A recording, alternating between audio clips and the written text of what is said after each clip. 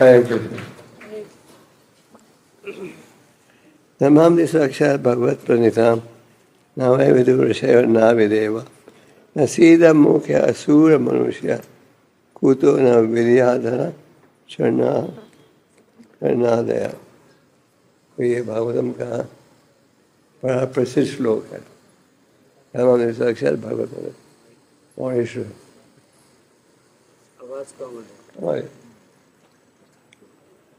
हरे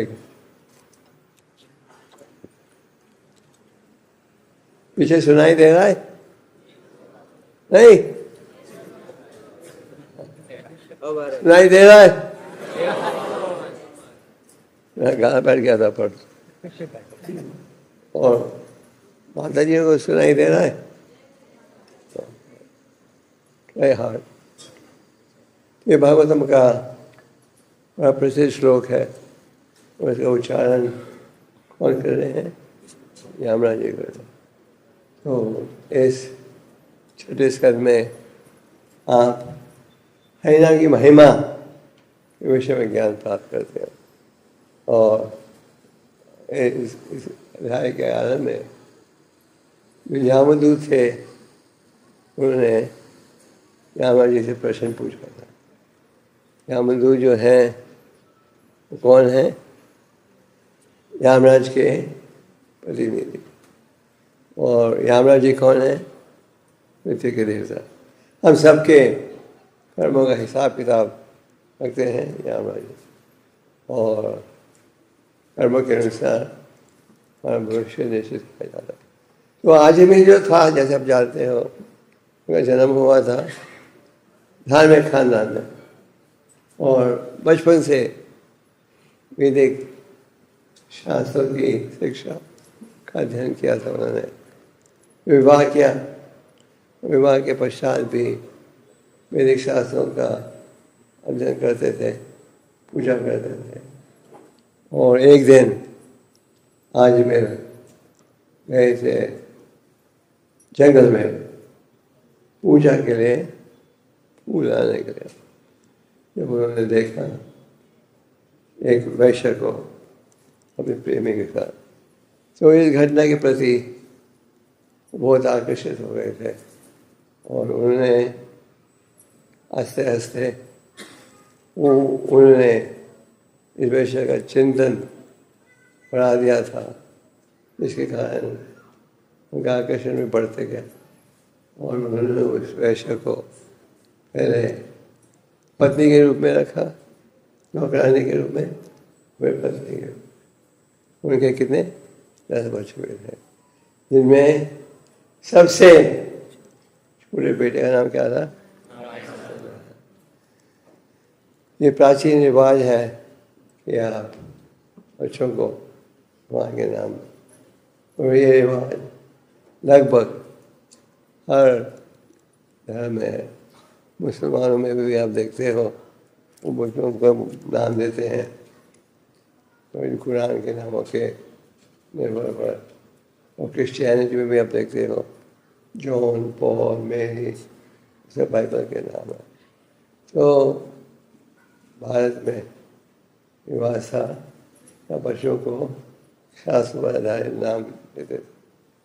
आज के वातावरण में कई बार माता पिता आते हैं ये विनती लेकर, बच्चे को नाम दे दो। जब नाम देते हैं तो धार्मिक नाम हो, कई कहते हैं ऐसा नहीं, और मॉडर्न नाम नहीं मिलता। यहाँ ये रिवाज भी खत्म हो रहा है। तो आज भी ने सबसे छोटे बेटे का नाम रखा था क्या? और जिनमें कई बार वो छोटे बेटे को पुकार देता है।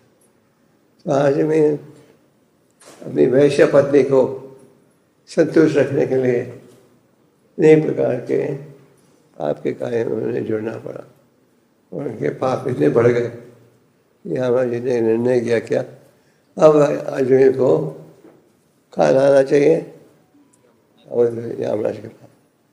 हम उनके सजा वगैरह समय आ गए। तो यमराज ने यमदूतों को भेजा और जैसे ही यहाँ आजमेर ने इन यमदूतों का दर्शन दिया, एकदम घबरा गए। उनके आपने यमदूतों की तस्वीर देखी है के छत्तीसगढ़ में, तो वो एकदम देखकर घबरा गए। और घबरा कर उन्होंने क्या कहा, उन्होंने अपने छोटे बेटे के नाम को पुकारा। जैसे उन्होंने नारायण नारायण शब्द को बड़े प्रेम से और श्रद्धा से उच्चारण किया, वहाँ तुरंत कौन पहुँच गए, हमारे नारायण के विष्णु के प्रतिनिधि, उनका नाम है विष्णुदूत। विष्णुदूत है, बड़े खूबसूरत है, विष्णु जैसे ही दिखते हैं। और जो यमदूत हैं तो बड़े बदसूरत, लंबे दांत, लंबे बाल, और उनका चेहरा देखते ही वो घबरा जाता है। तो वहाँ विष्णुदूत तुरंत उपस्थित हो गए और विष्णुदूतों ने यमदूतों को रोक दिया अजमेर को नरक में ले जाने से। तो जो यमदूत थे वो विचलित हो गए थे, क्योंकि ये पहली बार ये घटना बीती थी कि उन्हें भेजा था यमराज ने किसी को अरेस्ट करके लाओ, पकड़ के लाओ, और किसी और ने बीच में इंटरफेयर करके वो रुकवा दिया। तो यमदूत थे वो विचलित हो गए, वो कन्फ्यूज।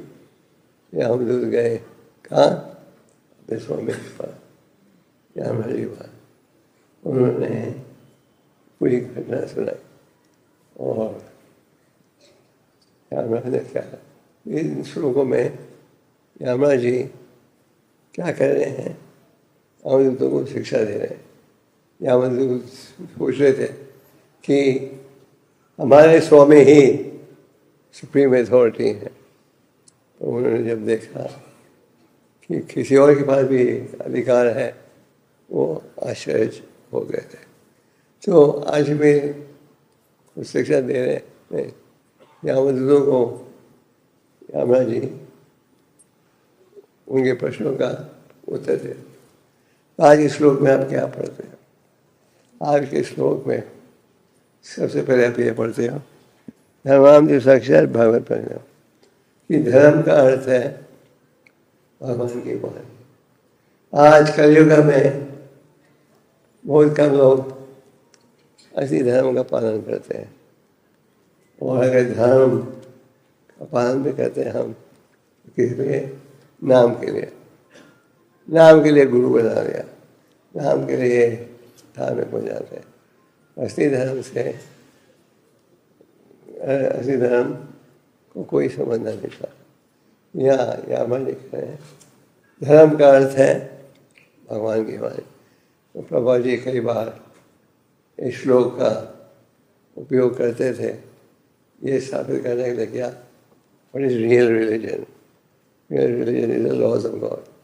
और ये यमराज जी क्या कह रहे हैं, जो असली धर्म है कहाँ से प्राप्त होता है, परम भगवान के द्वारा, सुप्रीम पर्सन ऑफ गॉड, वो है असली धर्म। जो देवता है वो भी असली धर्म का ज्ञान नहीं है, और जो वेदों का संदेश है उसमें कर्मकांड का वर्णन भी है। कर्मकांड के द्वारा आप अपने आप को संतुष्ट नहीं कर सकते। कर्मकांड क्या हो सकता है, एक प्रकार का धंधा भगवान के साथ। हम आपके लिए ये करेंगे, उसके बदले में हमें ये सुख चाहिए। तो कर्मकांड के द्वारा भी आप असली धर्म का पालन नहीं कर सकते। और जो वेदों का संदेश है, वेदों के संदेश में कर्मकांड का भी वर्णन है, पर कर्मकांड वो परम भगवान द्वारा जो धर्म है उसमें अंतर है। तो यहाँ कहा जा रहा है कि धर्म का अर्थ है भगवान की वाणी, जो उपदेश हमें परम भगवान द्वारा प्राप्त होता है। और भगवतम में इसी अध्याय में कहा गया है, श्री बुद्धनाथ शंभु हमारा कपिलो मनो परलो जन को भीष्मो वे भाई आगे के श्लोक में रामायण जी कहते हैं, जो असली धर्म है ये ज्ञान आपको इन प्रतिनिधियों के द्वारा प्राप्त हो सकता है। बुद्धनाथ शंभु, तो असली धर्म जो है वो हमें समझना चाहिए भगवान के भक्तों के द्वारा।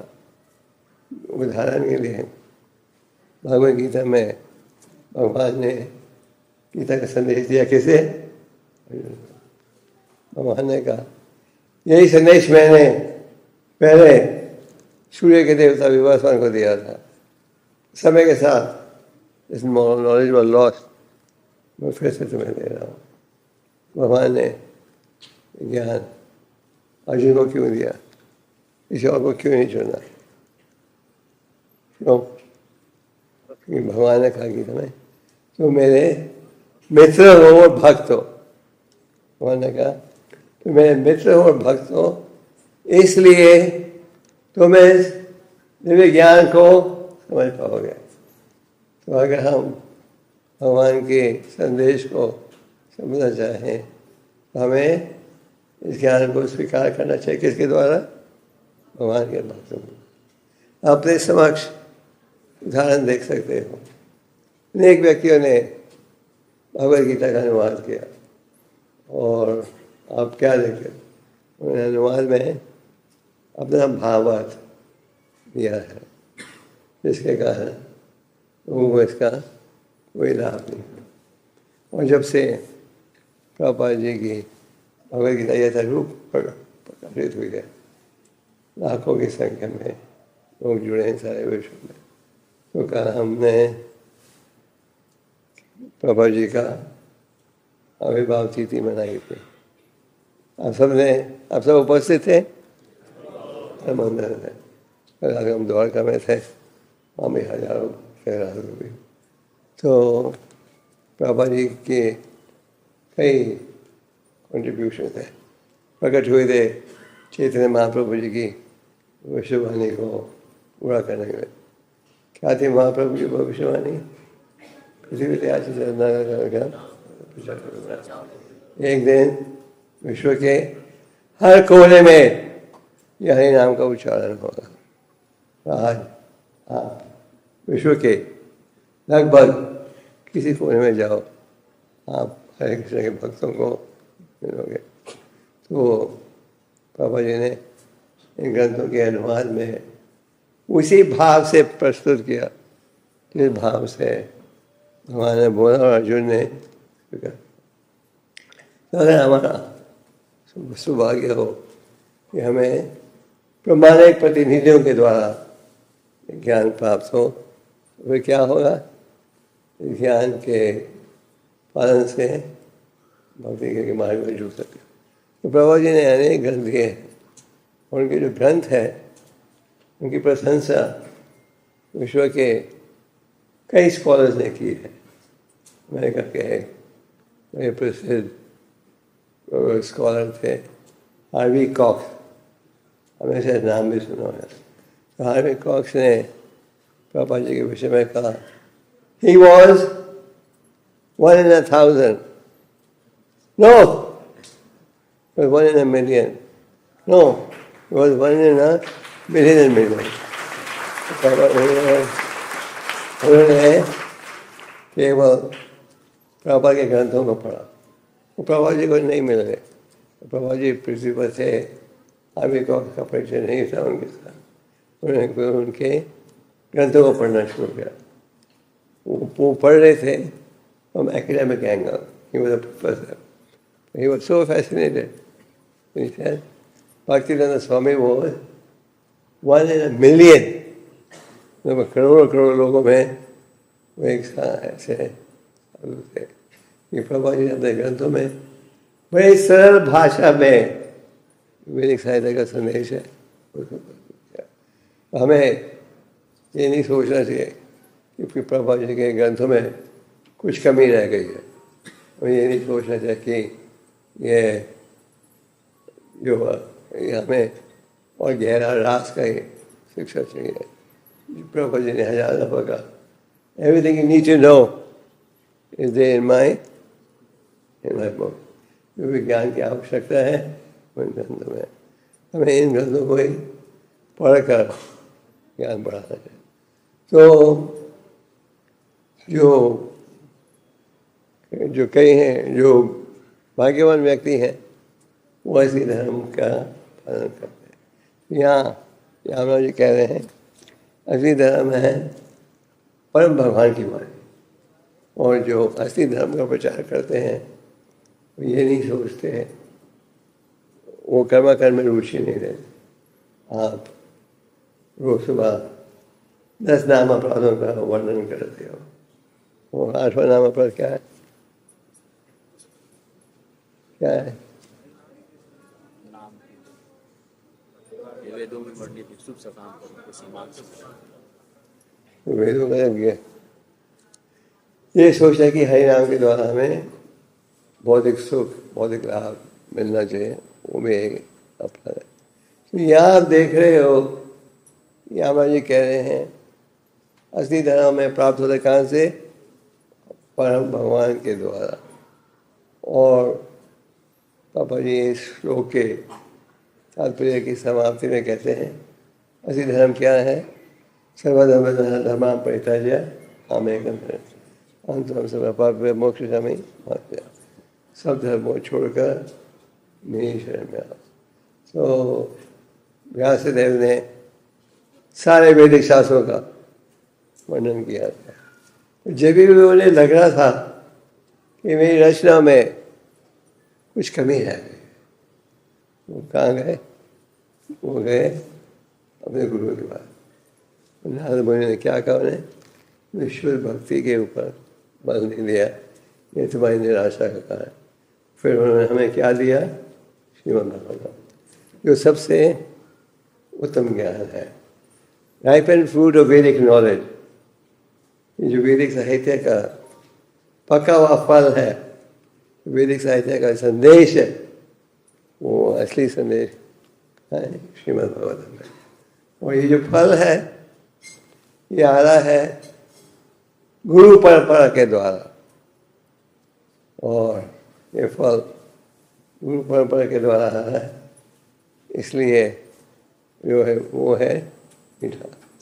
पापा जी उदाहरण देते हैं, अगर आप एक फल को अनेक व्यक्तियों के द्वारा नीचे पहुँचाओगे तो ऐसा रूप पहुँचेगा। अगर कोई पेड़ की चोटी में बैठकर वो फल को नीचे फेंकेगा, नीचे पहुँचने पर क्या होगा? टुकड़े हो जाएंगे। इसलिए ये आवश्यक है कि हमें शिक्षा को प्राप्त करें किसके द्वारा? गुरु परंपरा के द्वारा। श्रीमद् भागवतम के 10वें स्कंद में आप पढ़ते हो कि सुखदेव गोस्वामी ने कहा हमें ये दिव्य ज्ञान प्राप्त करना चाहिए किसके द्वारा? गुरु परंपरा के द्वारा। अगर हम प्रामाणिक संदेश को गुरु परंपरा द्वारा स्वीकार करेंगे तो इसका असली लाभ हमें पहुंचेगा। और अगर हम यही संदेश लेकर अपना भाव जोड़ दें तो इसका फिर पूरा लाभ मिलेगा। तो कृष्ण भक्त निष्काम अतएव मुक्ति मुक्ति सिद्धि कामी सकाले। अब चैतन्य चरितामृत में पढ़ते हो, भगवान कृष्ण के जो भक्त हैं जिनका कोई भौतिक इच्छा नहीं है, धर्म को पालन कर रहे हैं भगवान के शरणागत होने के लिए, जिनकी कोई भौतिक इच्छा नहीं है, वो सदा संतुष्ट रहते हैं। मुक्ति मुक्ति सिद्धि कामी काली अर्चना, जो कि इस धर्म के द्वारा भौतिक लाभ, भौतिक इच्छाओं को रखते हैं, वो सदा अशांत रहते हैं। तो श्रीमद् भागवत में हमें शुद्ध भक्ति का ज्ञान मिल रहा है, और शुरू से अंत तक श्री भागवत में 18,000 श्लोक है और शुरू से अंत तक एक ही संदेश मिल रहा है, क्या कि शुद्ध भक्ति इज द ऑल्टरनेट। यहाँ तात्पर्य में प्रभुपाद जी कह रहे हैं कि हमें जो ज्ञान है प्राप्त करना चाहिए भगवान के भक्तों के द्वारा, और शुद्ध भक्त के द्वारा स्वीकार करेंगे इसका गहरा प्रभाव पड़ेगा। तो श्रीमद् भागवतम में इसी शुद्ध भक्ति का वर्णन किया जाता है, और जब तक हम शुद्ध भक्ति को नहीं अपनाएं जब तक आप जीवन के लक्ष्य को नहीं प्राप्त कर सकोगे। तो यहाँ राम जी कह रहे हैं कि धर्म का अर्थ है भगवान की वाणी, और ये धार्मिक ज्ञान हमें प्राप्त होता है कैसे? 12 महाजनों के द्वारा। जो 12 महाजन हैं ये भगवान के प्रतिनिधि हैं, जिनके द्वारा भगवान का संदेश प्राप्त कर सकते हैं। ये जो आध्यात्मिक ज्ञान है हमें प्राप्त करना चाहिए हमारे गुरु के द्वारा। तो भागवत में परीक्षित महाराज ने भागवत का संदेश कैसे प्राप्त हुआ? परीक्षित महाराज को श्राप दिया था, 7 दिन के पश्चात वही मृत्यु हो जाएगी। परीक्षित महाराज चाहते तो इस श्राप का विरोध कर सकते थे, उन्होंने स्वीकार किया और उन्होंने संतों को बुलाकर सबसे पूछा जिसका अंत आने वाला है उसे क्या करना चाहिए। और सुखदेव गोस्वामी ने क्या उपदेश दिया आपको भागवतम सुनना है। तो परीक्षित महाराज बड़े ध्यान से भागवतम सुन रहे थे। 10वें स्कंद में वो कहते हैं कि हालांकि मैंने कुछ खाया नहीं है, कुछ पिया नहीं है, जब भी मुझे बिल्कुल भूख नहीं लग रही। क्यों नहीं लग रही? क्योंकि मुझे आपकी कथाएं सुनकर इतना आनंद आ रहा है कि ना भूख लग रही है ना प्यास लग रही है। तो आप अगर भगवान की लीलाओं में, भगवान की उपदेश में रुचि लोगे और भौतिक आकर्षण से बच पाओगे।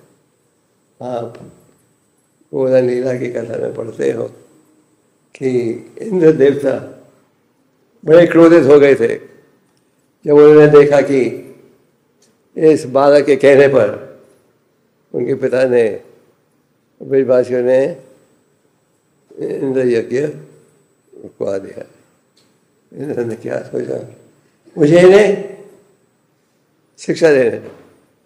उन्होंने सभ्यता के बादल को आदेश दिया, जाओ ब्रज के ऊपर सबको बोलो डाउन कर दो। और इतनी तेजी से बारिश बढ़ रही थी, बारिश का हर बूंद पानी ये खंभे जितना भारी था। तो सारे ब्रजवासी डर गए इतनी तेज बारिश देखकर।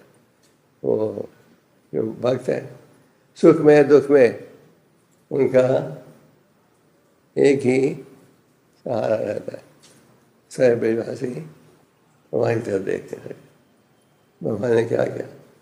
भगवान ने गोवर्धन पर्वत को बड़ी सरलता के साथ बाएं हाथ के छोटे उंगली के नाखून के बल पर उठाया। और ये ब्रजवासी जो थे 7 दिन 7 रात के लिए ब्रजवासी बड़े गहराई के साथ भगवान के चेहरे को देख रहे थे। और जितनी देर वो भगवान के चेहरे को देख रहे थे कोई भूख भी नहीं लगी और प्यास भी नहीं लगी, बिल्कुल संतुष्ट है। वो भगवान ने कहा डरो मत, ये पहाड़ नहीं गिरेगा मेरे हाथ से। और जो ब्रजवासी के मन में जरा भय था ये पहाड़ गिरने चाहिए तो छोटा बच्चा है, भगवान ने घबराओ मत, ये पहाड़ नहीं गिरेगा। तो जो ब्रजवासी थे बिल्कुल भूख नहीं लगी, बिल्कुल प्यास नहीं लगी, क्योंकि बड़े गहराई के साथ भगवान के चेहरे को देख रहे थे। और प्रश्नवाद कहते हैं 10वें स्कंद में कि क्योंकि मैं अमृत कहानियों को सुन रहा हूँ, मुझे बिल्कुल भूख नहीं लग रही, बिल्कुल प्यास नहीं लग रही। इससे हमें क्या शिक्षा मिलती है? इससे हमें यह शिक्षा मिलती है कि अगर हम भगवान के उपदेश में, भगवान की लीलाओं में रुचि लें और हमारे मन को उनकी लीलाओं में स्थिर बनाए, हम भी बच सकेंगे भौतिक आकर्षण से और हम भी असली संतुष्टि प्राप्त कर सकेंगे। तो यहाँ पढ़ रहे हो, हमें किस में रुचि लेनी चाहिए? कृष्ण कथा में। और हमें शुद्ध भक्ति में रुचि लेनी चाहिए। जो व्यक्ति ये सोचते हैं कि कर्म करने द्वारा जीवन का लक्ष्य प्राप्त होगा, वो गलत है।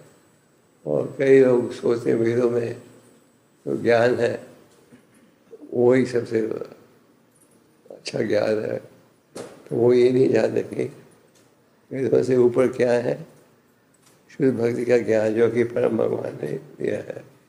तो शुद्ध भक्ति का ज्ञान हमें परम भगवान के द्वारा प्राप्त होता है।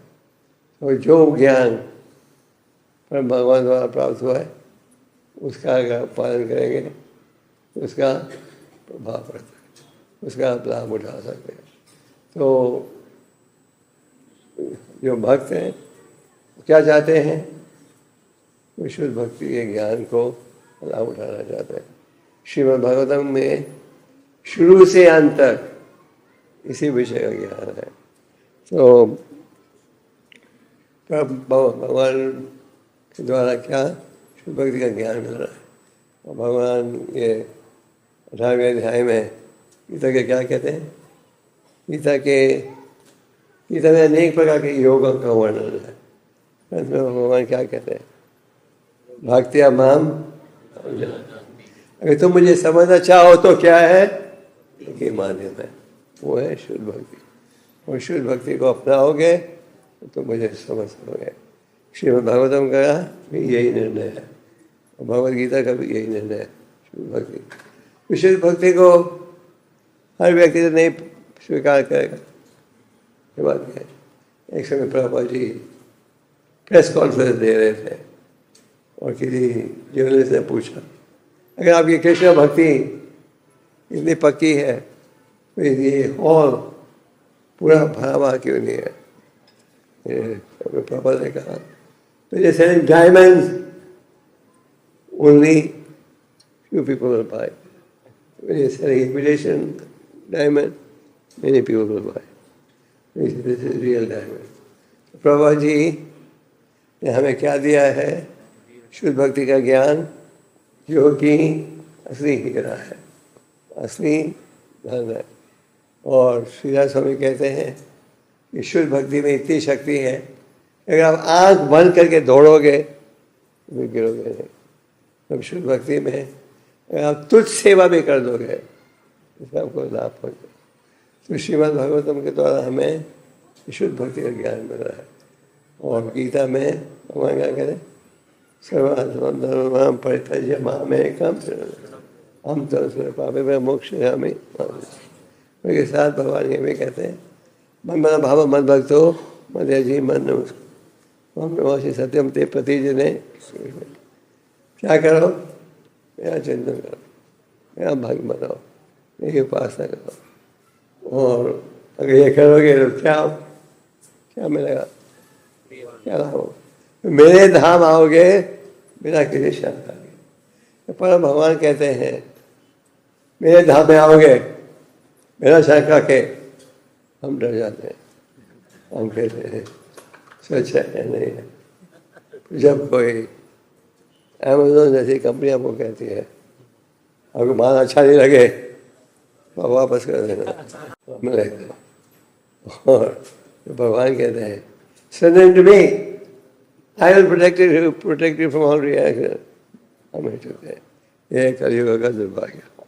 तो हमें शुद्ध भक्तों की संगत में रहना चाहिए। साधु संगत, साधु संगत, माता साधु संगत। हमें भक्तों के संग में रहना चाहिए। अगर भक्तों के संग में रहोगे आपको असली संदेश प्राप्त होगा, और इसका अगर आप पालन करोगे तो लाभ भी मिलेगा। हमें एकमात्र भाव से भगवान के नामों में रुचि लेनी चाहिए।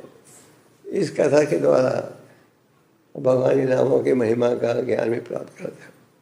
आज में एक बुरी संगत में गिर गए थे, तो एक गुण था, उन्होंने वो भगवान का नामों का उच्चारण कर रहे थे।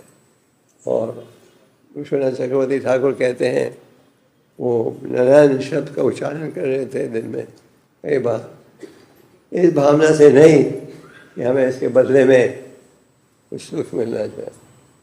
और एक रुपये उनका जो उच्चारण था शुद्ध था, और इसलिए भगवान ने उनकी सुरक्षा की। तो भगवान के नामों में और भगवान में अंतर है। कई बार बहुत बड़े व्यक्ति खास करके विदेशों में पूछते हैं, आप लोग दिन में इतनी बार 7 दिन एक ही नाम का जाप करते हो, थकते नहीं हो? मौलिक समाज में आप 5 दिन काम करते हो, 2 दिन आपको छुट्टी चाहिए। आप स्कूल में पढ़ते हो तो आपको छुट्टियाँ चाहिए। अगर आप जज साहब हो तो छुट्टी ही छुट्टी। तो वो छुट्टी चाहिए। क्यों? क्योंकि कहना है कि बहुत इंटेलेक्चुअल काम है, तो उनको ज़्यादा छुट्टी दे। तो लोग जो भी कार्य कर रहे हैं उसे तंग आ जाते हैं। असली बात क्या है? They find it boring. 5 दिन काम करते हैं तो 2 दिन फाइल का चेहरा नहीं देखना चाहते। पर भक्तों को कभी ये अनुभव होता है कि हम इतने दिनों से 5 दिन हरिनाम किया है तो 2 दिन छुट्टी मिलनी चाहिए, क्योंकि उसमें आनंद ही आनंद है। तो मुझे से महाप्रभु कहते हैं आनंद बुद्धि वर्धन।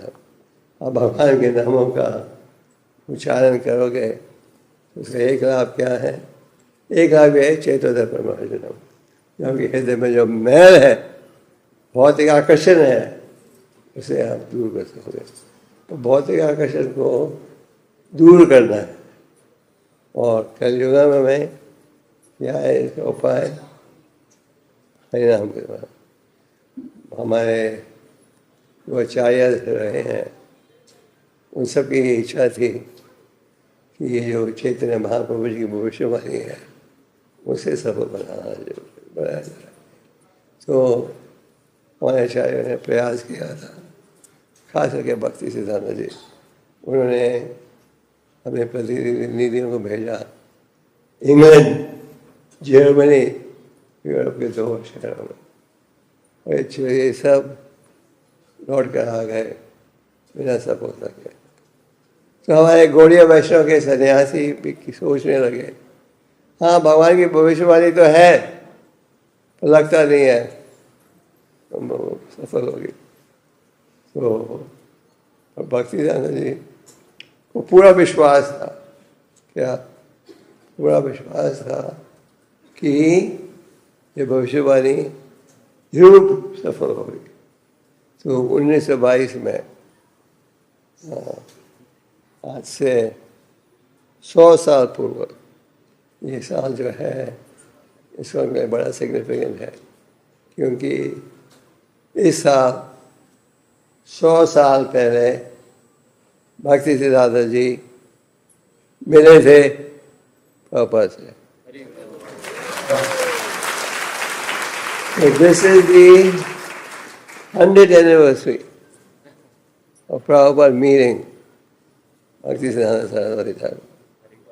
प्रभुपाद जी के जो पिता थे वो बकायदा संतों की सेवा करते थे। तो प्रभुपाद जी का काफ़ी अनुभव था संतों को मिलने का।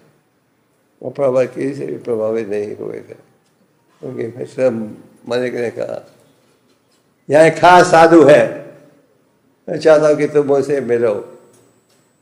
और प्रभुपाद जी ने कहा मैं अनेक साधुओं को मिल चुका हूँ, नो इंटरेस्ट। उनके मित्र ने कहा, पापा ने कहा अपने शब्दों में, he literally dragged me, मेरी भक्ति सिद्धांत है, वो लगभग जबरदस्ती घसीट कर ले गए बाबा को भक्ति सिद्धांत जी को मिलने का।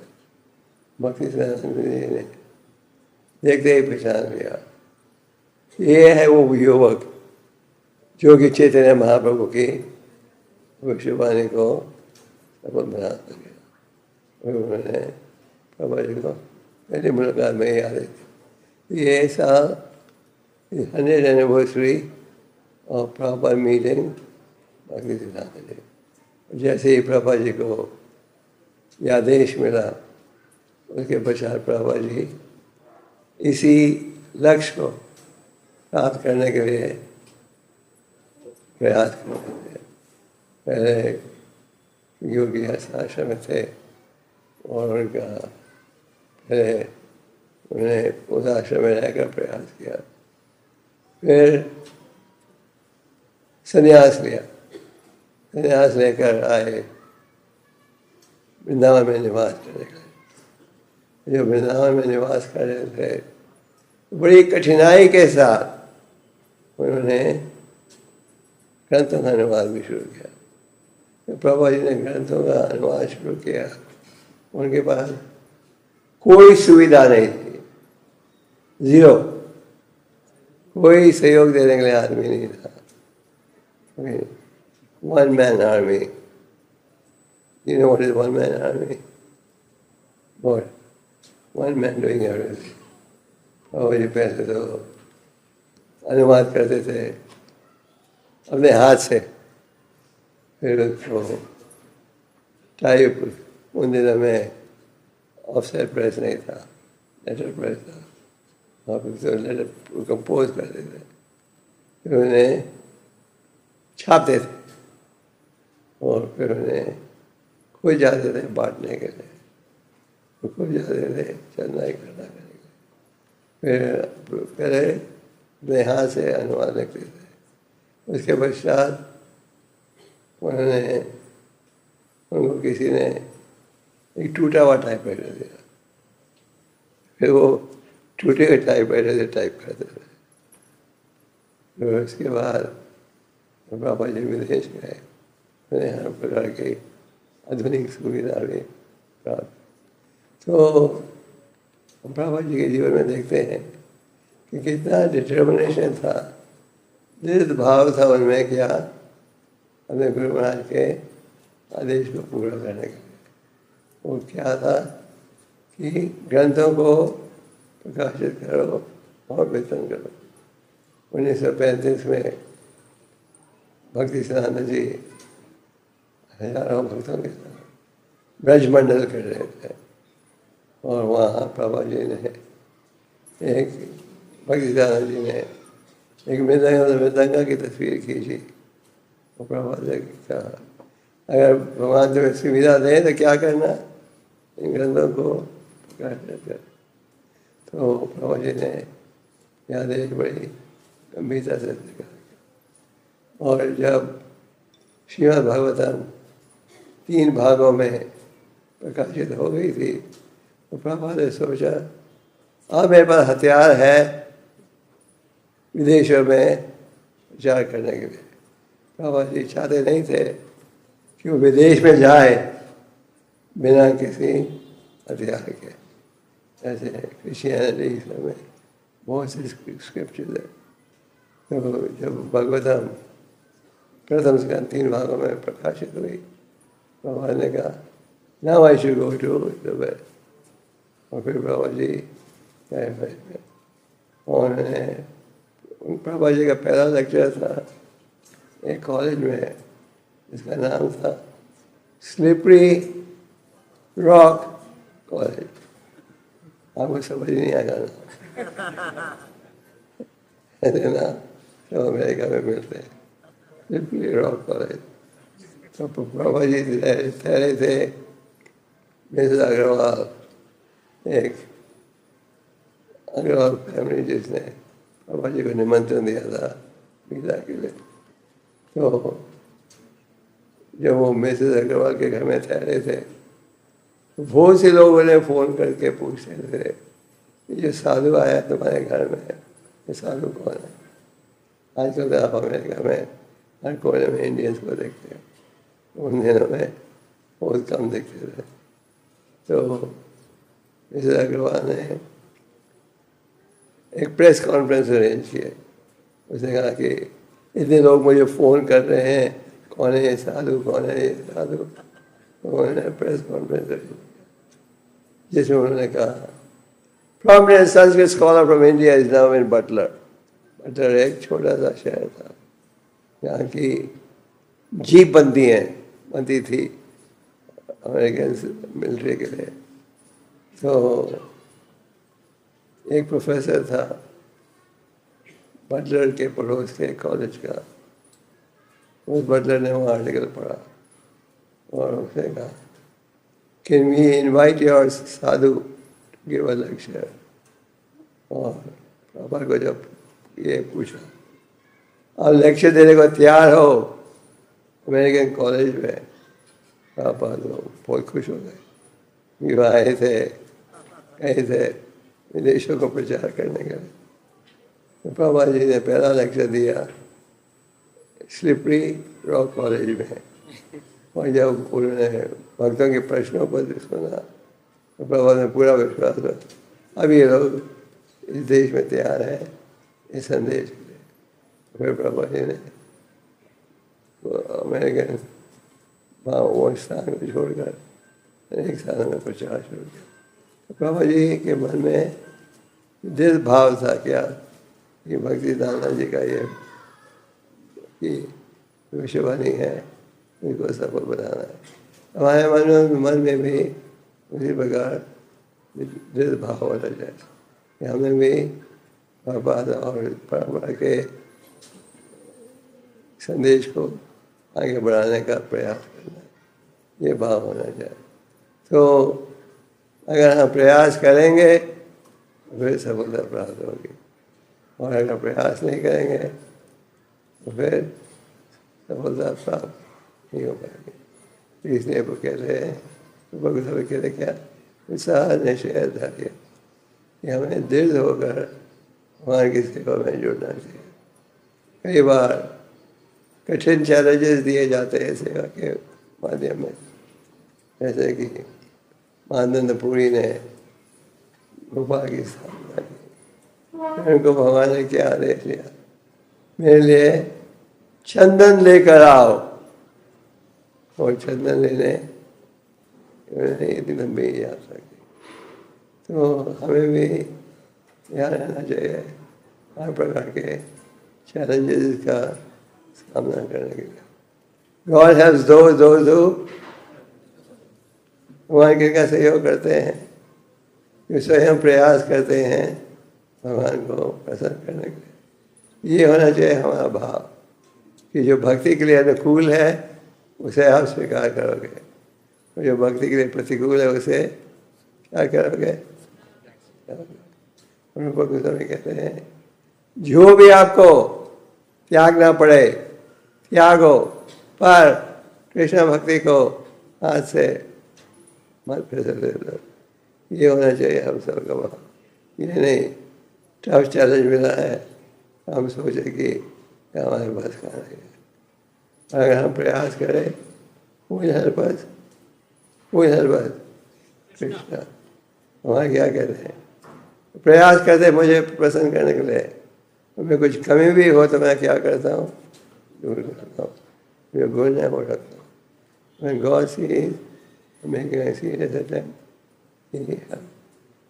आप एक कदम उठाओ वहाँ की तरफ भगवान 10 कदम उठाएंगे।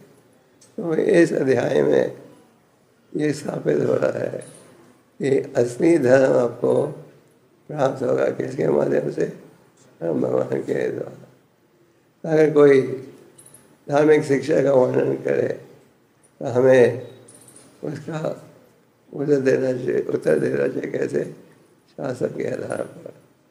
आप प्रभा जी जब डिबेट करते थे शास्त्र के आधार पर वो आर्ग्यू करते थे, एक समय था जबकि भारत में जो ब्राह्मण थे उनका ये निर्णय था कि ब्राह्मण व्यक्ति बनता है जन्म के आधार पर, कर्म के आधार पर नहीं। तो भक्ति सिद्धांत जी पहले महान आचार्य थे असल भक्ति विनोद ठाकुर, जिन्होंने ये साबित किया कि व्यक्ति ब्राह्मण बनता है गुणों के आधार पर, जन्म के आधार पर। एक बार भक्ति सिद्धांत जी को मंत्रण मिला था एक ब्राह्मण की सभा में उपदेश देने के लिए। भक्ति सिद्धांत जी भक्ति विनोद ठाकुर का स्वास्थ्य ठीक नहीं था, उन्होंने भक्ति सिद्धांत जी को भेजा। भक्ति सिद्धांत जी ने पहले श्लोकों द्वारा ये स्थापित किया कि ब्राह्मणों का समाज में होना बहुत क्या है और क्या है।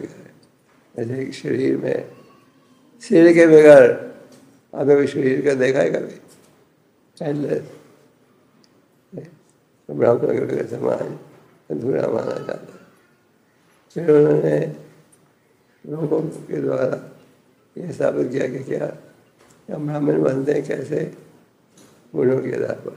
चातुर्वर्ण माया श्रेष्ठम गुणा कर्म, गुणों के आधार पर यह निर्णय किया जाता है। तो हमारा जो भी प्रचार है ये किस पर आधारित है? शास्त्रों की शिक्षा के ऊपर। इसलिए हमें इन ग्रंथों का क्या करना चाहिए? क्या करना चाहिए? अध्ययन करना है, अध्ययन करना चाहिए। इन ग्रंथों में आप क्या देखते हो? Original Sanskrit, English translation, word by word meaning, और आगे तो हमें साइंटिफिक तरीके से ये शिक्षा दी जाए। तो विश्व के कई स्कॉलर्स हैं जिन्होंने स्वीकार किया है कि प्रॉपर प्रेजेंटेशन वेरी साइंटिफिक।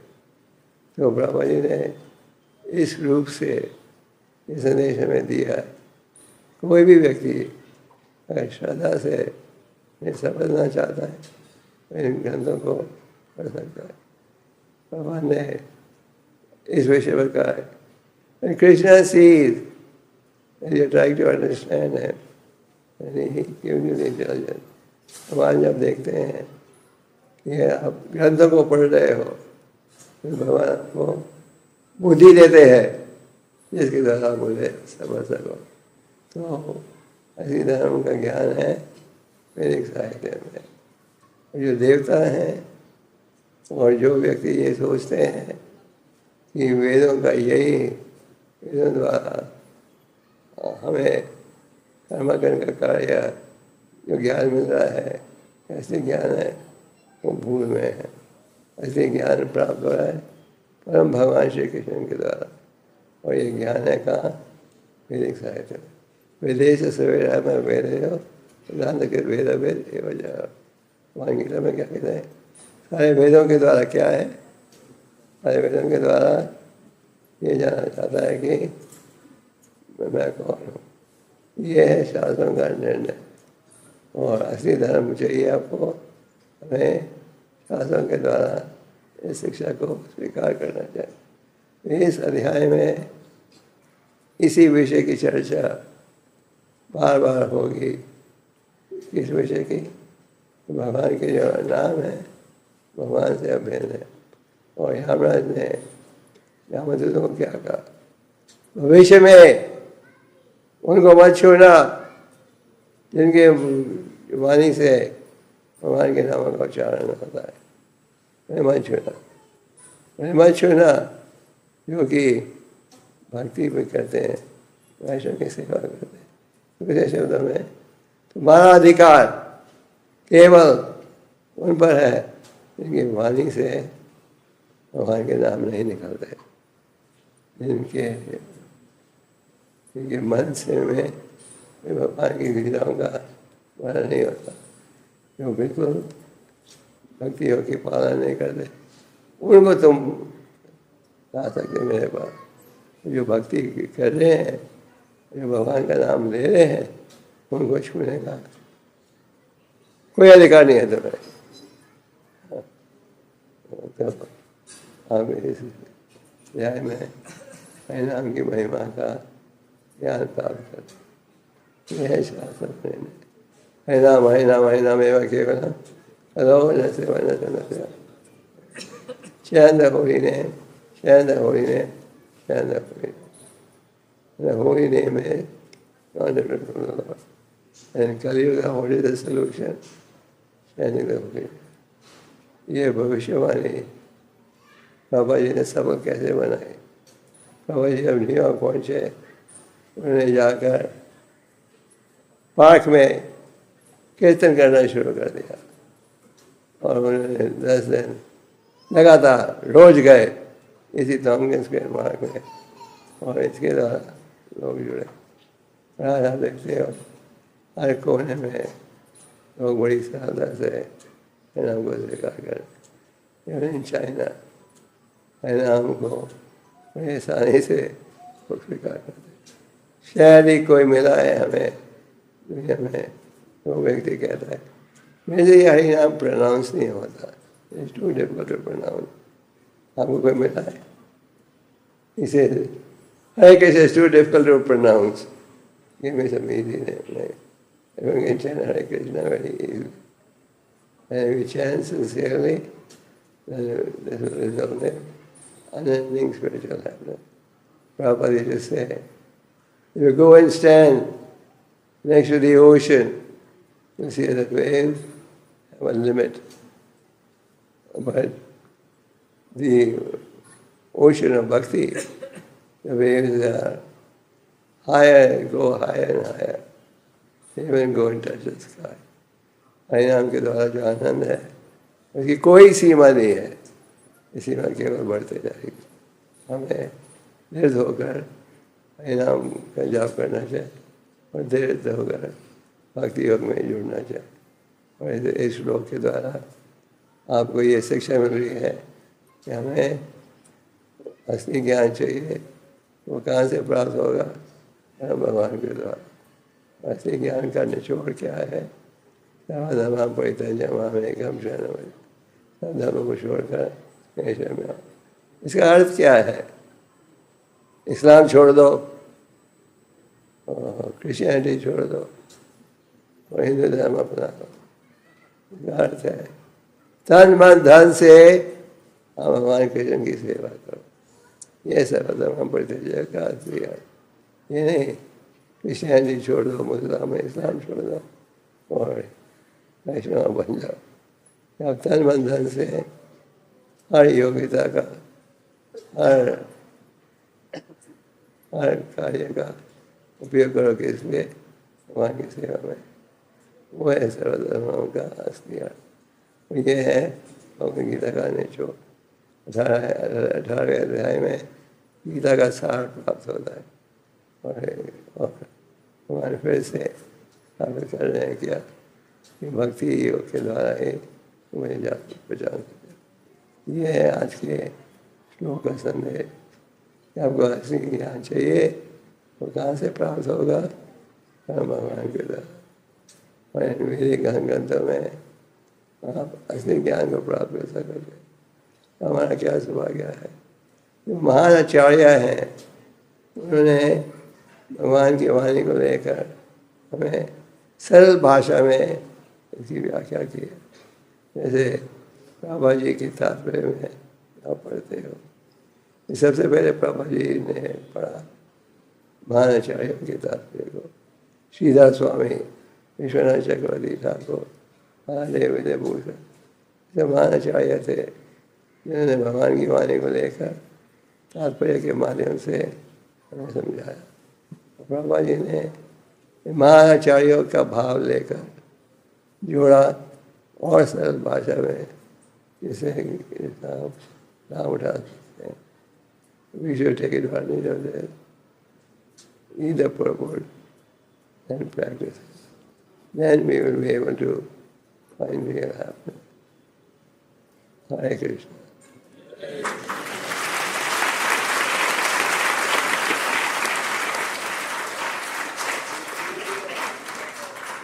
ये नहीं सब टाइम क्वेश्चन। हरे कृष्णा। पीछे सुनाई दे रहा था नहीं? ओके।